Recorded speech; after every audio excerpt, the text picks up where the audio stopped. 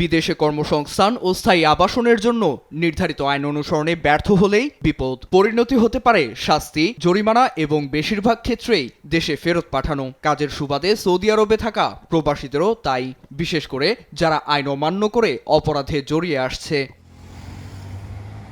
গেল 5 বছরে সৌদিতে নানা অপরাধে জড়িয়ে বিতাড়িত হয়েছেন অন্তত 50,000 ভারতীয়। রিয়াদে ভারতীয় দূতাবাসের হিসেবে 2021 সালে সৌদি থেকে 8,887 জন ভারতীয়কে ফেরত পাঠানো হয়। 2022-এ বেড়ে দাঁড়ায় 10,277 জনে। 2023-এ 11,487 জন। 2024 সালে ফেরত পাঠানো হয় 9,206 ভারতীয়কে।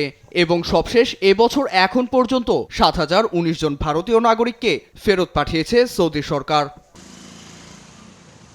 এই সংক্রান্ত ভারতের কেন্দ্রীয় পররাষ্ট্র প্রতিমন্ত্রী কীর্তিবর্ধন সিংহের মতে, ভিসার মেয়াদ শেষ হওয়া, অনুমতি ছাড়া কাজ করা, শ্রম আইন লঙ্ঘন, নিয়োগকর্তার কাছ থেকে পালিয়ে যাওয়া এবং দেওয়ানি বা ফৌজদারি মামলায় জড়ানোয় ভারতীয়দের আটক ও ফেরত পাঠানো হচ্ছে।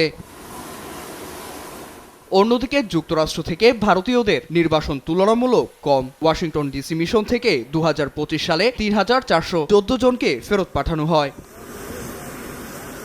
এছাড়া মিয়ানমার, সংযুক্ত আরব আমিরাত, মালয়েশিয়া, বাহরাইন, থাইল্যান্ড ও কম্বোডিয়া থেকেও অনেক ভারতীয় পর্যায়ক্রমে ফেরত এসেছে নিজ দেশে। তবে ভারতীয়দের শৃঙ্খলা এবং নিয়মনীতি পালন নিশ্চিত করতে সরকার দায়িত্বশীল ভূমিকা রাখছে বলে দাবি করছে নয়াদিল্লি। নীরব দাস, নিউজ ডেস্ক, দেশ টিভি।